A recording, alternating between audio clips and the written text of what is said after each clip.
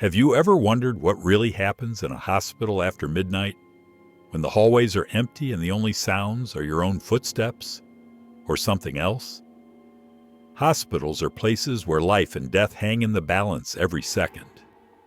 But when night falls and the rush of the day fades into silence, something changes. The machines keep humming, the lights grow dim, and shadows seem to move on their own. It's in these quiet hours that staff have reported the most unsettling experiences, moments that can't be explained by medicine or logic. Tonight, we're pulling back the curtain on 4 chilling true accounts from the graveyard shift.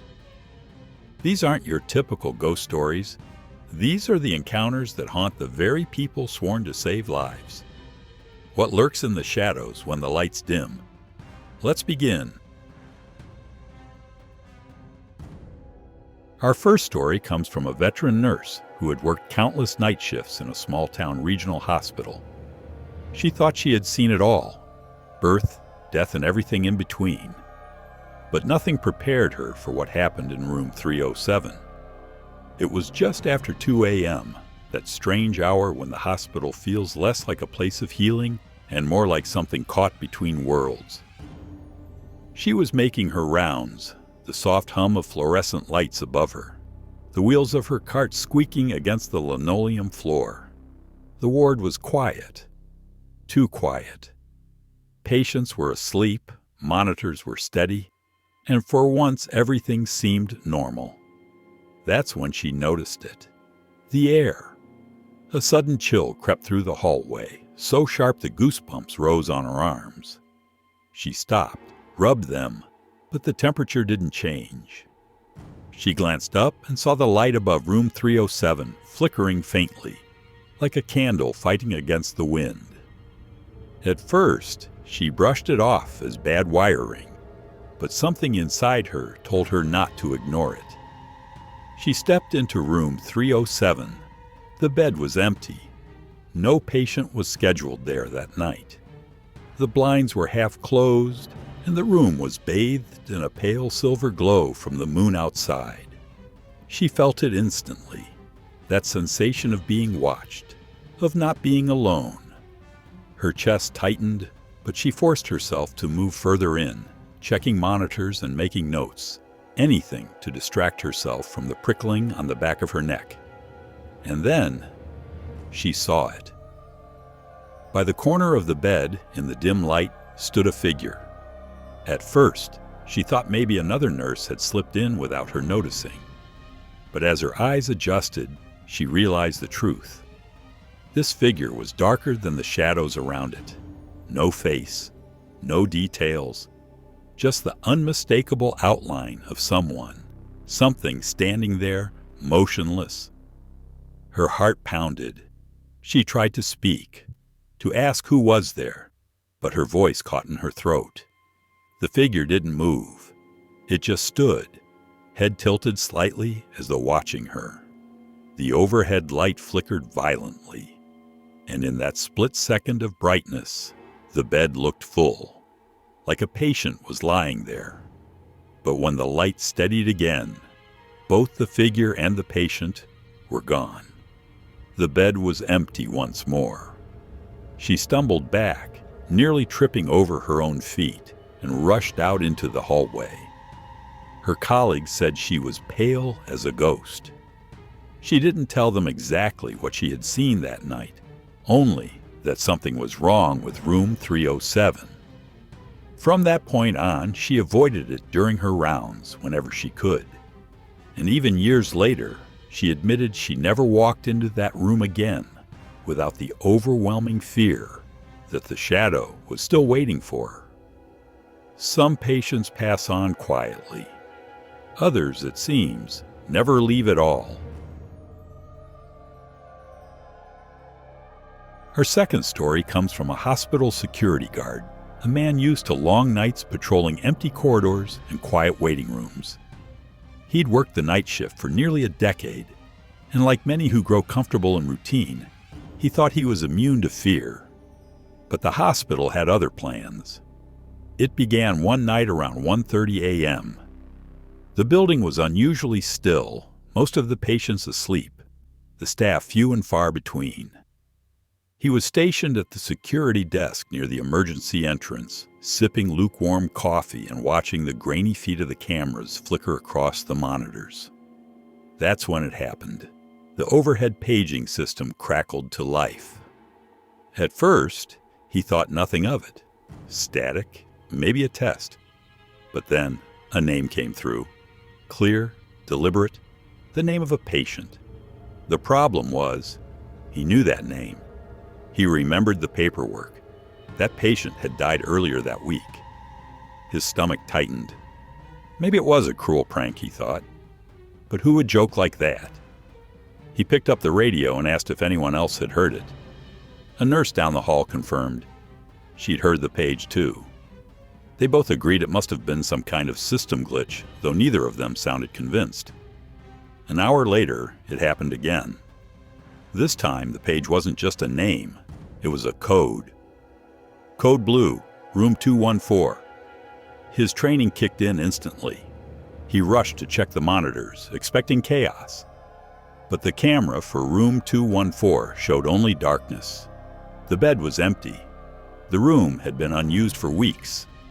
And yet, the page repeated itself, calm and steady, like an order that demanded to be obeyed. By now, his hands were trembling. He grabbed the internal log, scrolling through the system records, but there was nothing. No calls made, no pages sent. The system insisted silence, even as his ears rang with the echo of the announcement. Then came the worst of it. Around 3:15 a.m., the paging system erupted again, this time with a series of names, one after another, each spoken in the same cold, robotic tone. Some were current patients, some were staff members, and some were names the guard recognized from the hospital's obituaries, people who had died in that very building years before. He sat frozen at his desk, the hair on his arms standing straight as the names continued. His radio lit up. Staff all over the hospital were hearing the same thing. The intercom was alive everywhere, and yet the control board showed it was off. Finally, just as suddenly as it began, the pages stopped. Silence fell heavy across the hospital, but it wasn't a peaceful silence. It was the kind that makes you afraid to breathe too loudly, afraid to move at all. No one spoke for a long while. Eventually, the guard stood, making one last patrol through the halls. Every shadow felt sharper, every flicker of light seemed deliberate. He couldn't shake the feeling that the hospital itself had been trying to speak. And what it had to say was not meant for the living. To this day, he swears what he heard wasn't a system malfunction. The logs proved nothing had been sent. The technicians could never replicate the issue. And yet staff from that night all confirmed the same thing. They heard the voices of the dead being called over the hospital speakers. Some even believed the hospital was paging the next souls it was about to claim. Whether glitch or ghost, no one can say for certain. But one thing is clear. The paging system hasn't made a sound like that since. Not yet, anyway. This next account comes from a young medical resident. He was still early in his career, still trying to prove himself during those brutal overnight shifts. He was logical, scientific, and above all, determined not to be shaken by the whispers and ghost stories passed around by the older staff. That was until one night in the morgue changed everything. It was just past 2 a.m., and the hospital corridors were as silent as a tomb. He had been asked to retrieve a file from the lower level where the morgue was kept. The basement was always colder than the rest of the hospital, but on that night, the chill felt sharper, as if the air itself carried a warning. He brushed it off. Fatigue, nerves, nothing more. He pressed on, his footsteps echoing against the tiled floor. the fluorescent lights buzzing faintly overhead. As he neared the morgue, he froze. From behind the heavy steel door came a sound that made his blood run cold. The faint but unmistakable sound of a child crying. Soft, broken sobs echoing through the sterile hall. At first, he thought maybe a child had wandered down there, though the idea made no sense. Children weren't allowed anywhere near this part of the hospital. Still, he told himself he had to check. His duty demanded it. He pushed the door open slowly, the hinges creaking. The morgue was dim, lit only by a single flickering bulb near the back. The air smelled of disinfectant and cold metal. And the crying, it was louder now, clearer. The sound of a small child hiccuping through sobs as if lost and afraid. His heart pounded. He called out, "Hello? Is someone here?" No response. The crying continued, but it didn't move. It seemed to come from everywhere at once, bouncing off the walls and the steel drawers that lined them. He forced himself to step further inside. His shoes clicked against the tile, each step sounding far too loud in the oppressive silence between sobs. He checked behind the exam table. Empty. He opened the storage area. Nothing. But the crying never stopped. In fact, as he moved closer to the far corner of the room, it grew sharper, as though the source was just out of reach. His chest tightened.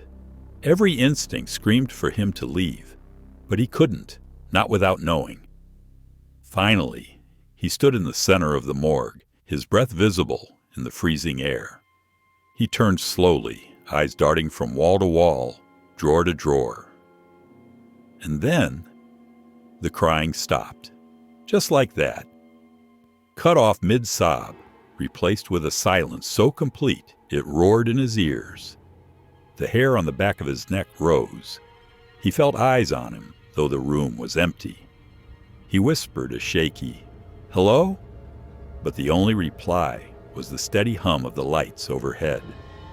Trying to calm himself, he pulled out the morgue's logbook, flipping through the admissions for the night. That's when the dread sank in deeper. Not a single child had been admitted. No young patients had died. There was no explanation, no possible reason for the sound he had just heard. He slammed the logbook shut, left the morgue without looking back, and swore never to go down there alone again. Years later, he admits that moment shook his beliefs. He had come into medicine thinking science explained everything. But sometimes, even in a place designed for reason and order, something lingers that refuses explanation. And to this day, staff still whisper about that morgue. Several have claimed to hear the same thing, a child's cry in the dead of night, echoing from a place where no child was ever meant to be. Our final story isn't tied to just one witness. It comes from dozens of staff, nurses, doctors, even janitors, who've all reported the same strange phenomenon during night shifts. Unlike a single haunting, this one feels almost like the hospital itself is breathing, restless, and unwilling to stay still. It usually begins innocently enough. A nurse finishes her rounds, leaving a gurney parked neatly against the wall in the corridor. Minutes later, when she returns, the gurney is gone. She assumes another staff member moved it. But then she finds it, parked in a completely different hallway, one that no one had any reason to use that night. She shrugs it off, though the unease lingers. The next night, it happens again, this time with a wheelchair, left by the elevators at midnight, found in front of the morgue an hour later. No one claimed responsibility. No one even saw it move. But it kept happening. Sometimes it was medical carts, sometimes IV poles, sometimes entire stretchers. Always shifted, always appearing in place they shouldn't be, as though the building was rearranging itself while no one was watching. Then came the sightings. A night orderly swore he saw a wheelchair roll slowly across an empty hallway on its own, its wheels turning soundlessly. He thought maybe the floor was tilted or there was a draft, but when he checked, nothing. Another nurse reported leaving a gurney in front of room 12, only to watch it roll back toward her, stopping just a few feet away as though it had chosen to come closer. She refused to work that hallway again. Security footage was eventually checked, and that's where things got even stranger. On the tapes, the equipment could be seen shifting, sometimes inches, sometimes several feet, but never with anyone in frame.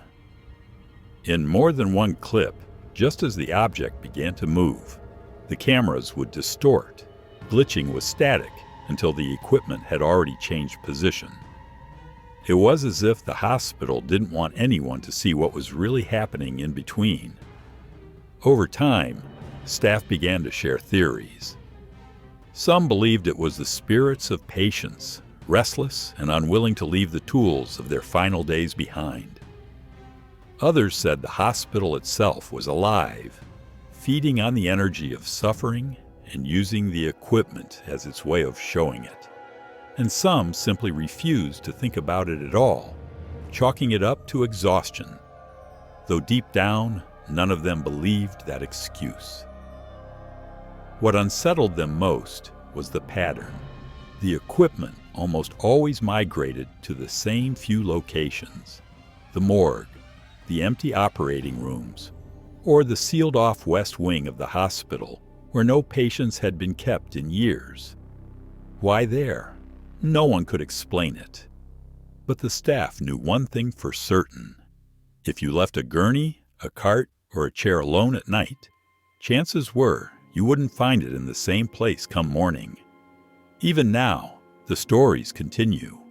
Wheelchairs found in stairwells, carts blocking hallways. They were never wheeled down.